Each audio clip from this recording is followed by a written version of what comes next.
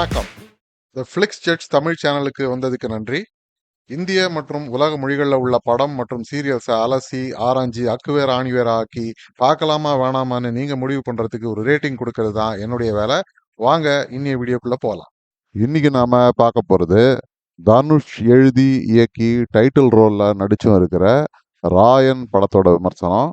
படத்துக்கு இசை ஏ.ஆர். ரஹ்மான். தனுஷை தவிர படத்துல எஸ்.ஜே. சூர்யா, செல்வராகவன், பிரகாஷ் ராஜ் போன்ற நடிகர்கள் முக்கியமான வேடத்துல நடிச்சிருக்காங்க. ராயன் ஒரு ரவுடி ஆக்ஷன் டிராமான்னு சொல்லலாம். சமீப காலங்களில் கணக்கே இல்லாத ரவுடி ஆக்ஷன் படங்கள் வந்திருக்கு. அதுல இந்த படமும் ஒண்ணு. தனுஷ் எழுதி இயக்கி இருக்கிறதுனால ஏதாவது வித்தியாசமான கதை அம்சமோ காட்சிகளோ இருக்கான்னு இப்ப நம்ம மேல பார்க்கலாம். கதை மொத்தமா ஒரு லீனியரான ஒரு ஃபார்மேட்லயே போகுது. ஆரம்பத்துல சின்ன வயசுல ராயனும் அவருடைய 2 தம்பிங்களையும் சின்ன பசங்களா நம்ம காட்டுறாங்க. அப்போ அவங்களுக்கு ஒரு தங்க பொறக்குது. ராயனுக்கு தங்க மேல சின்ன வயசுலயே அதிக பாசம் இருக்கிற மாரி நமக்கு காட்டுறாங்க. தங்கைக்கு துர்காங்கிற பேரும் அவரே தான் வைக்கிறாரு. ஒரு சில சம்பவங்கள்னால அந்த பசங்க 4 பேருமே மெட்ராஸ்க்கு ஓடி வந்துடுறாங்க. பல வருஷங்கள் கழிச்சு எல்லாரும் பெரியவங்களாகி இப்போ ஒரு ஃபாஸ்ட் ஃபுட் கடை வச்சு அவங்க பிழைப்ப நடத்திட்டு வராங்க. அப்போ அந்த ஊர்ல 2 கேங்ஸ்டர்ஸ், துரைன்னு ஒரு கேங்கு, அப்புறம் சேதுவுடைய ஒரு கேங்கு. சேதுவா எஸ்.ஜே. சூர்யா தான் நடிச்சிருக்காரு.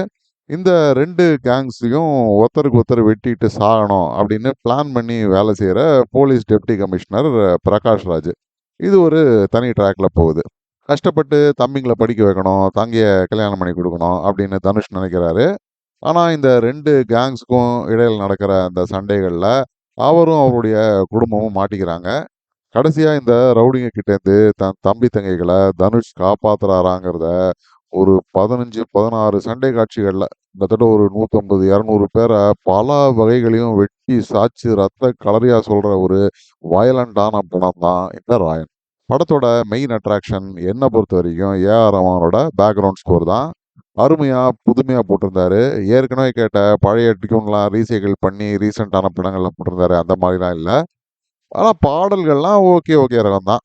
நடுவுல ஒரு முக்கியமான ஒரு ஸ்டோரி ட்விஸ்டும் பொழுது மட்டும் அவர் போட்ட பேக்ரவுண்ட் மியூசிக் ஏதோ ஒட்டாம அந்த காட்சிகளோட மூடுக்கு ஏத்த மாதிரியே இல்லை அப்படின்னு எனக்கு தோணுச்சு. ஆனா ரொம்ப நாளைக்கு அப்புறம் ஒரு நல்ல பேக்ரவுண்ட் ஸ்கோர் போட்டிருக்காரு. படத்துல ஒரு 4, 5 இடங்கள்ல பாத்திரங்கள்லாம் இந்த 1950s, 60ஸ்ல வந்த இந்த விஸ்வநாதன் ராமமூர்த்தியோட பாடல்கள்லாம் கேட்குற மாதிரி காட்சிகள்லாம் வந்து எனக்கு ரொம்ப ஆச்சரியமா இருக்கு.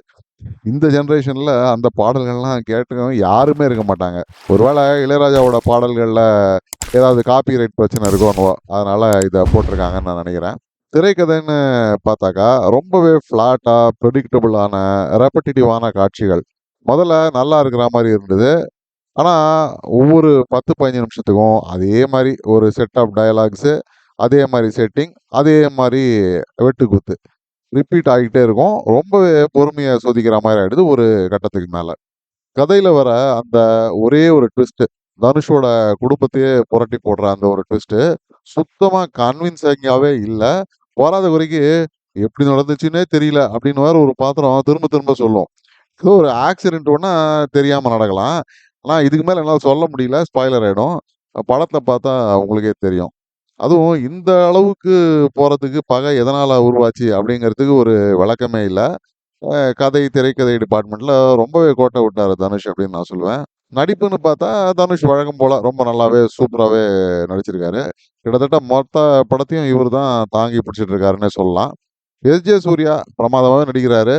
அவருக்கு ஒரு பெரிய ஃபேன் ஃபாலோயிங் இருக்கிறது தியேட்டர்ல ஃபேன்ஸோட ஆரவாரத்திலேயே நமக்கு தெரியுது. ஆனா நல்லா ஆரம்பிக்கிற அவரோட பாத்திரத்தை போக போக ஒரு டம்மியா ஒரு காமெடி பீஸ் மாதிரி ஆக்கிட்டாங்க. மற்றபடி செல்வராகவன், பிரகாஷ் ராஜ் இவங்கெல்லாம் கொடுத்த பாத்திரத்தை நல்லாவே பண்ணியிருந்தாங்க. படத்துல பாதி நேரத்துக்கு மேல வர்றது சண்டை காட்சிகள் தான். ஸ்டண்ட்ஸோட கோரியோகிராஃபி, லைட்டிங், கேமரா ஒர்க்னு எல்லாமே ரொம்பவே ராவா, ஸ்டைலிஷா கூட இருந்தது. டெக்னிக்கல் டீமுக்கு ஒரு பெரிய பாராட்டுகள். ஆனா என்ன திரும்ப திரும்ப வர சண்டை காட்சிகள்னால படம் ஓரளவுக்கு மேல ரொம்பவே டிராக் ஆக ஆரம்பிக்குது. Really chat. சரி, அப்ப இந்த படத்தை பார்க்கலாமா வேணாமா அப்படின்னு கேட்டீங்கன்னா, நீங்க தனுஷ் ஃபேன்னா கேள்வியே இல்லை. கண்டிப்பா போய் பாருங்க. அவரோட 50வது படம் இது. மற்றபடி இது ஒரு ஃபிளாட்டான கதை. வர ஒரே ஒரு ட்விஸ்ட் கூட துளி கூட நம்பகத்தன்மையே இல்லாம இருக்கு.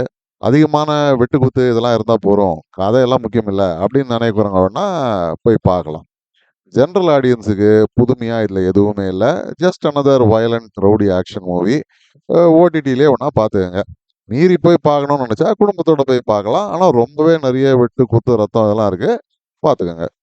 இந்த படத்துக்கு நான் கொடுக்கக்கூடிய ரேட்டிங் 4 அவுட் ஆஃப் 10 ஸ்டார்ஸ்.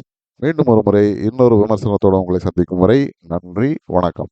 இந்த வீடியோ பிடிச்சிருந்ததுன்னா லைக் பண்ணுங்க, ஷேர் பண்ணுங்க, சப்ஸ்கிரைப் பண்ணுங்க. உலகத்தரமான படம் மற்றும் சீரியல்களை நீங்க பார்க்கணுங்கிறதுக்காக பல சினிமா சீரியல்களை பார்த்து அதிலேருந்து சரியானதை மட்டும் அடையாளம் காட்டுறது தான் இந்த சேனலோட குறிக்கோள். நன்றி.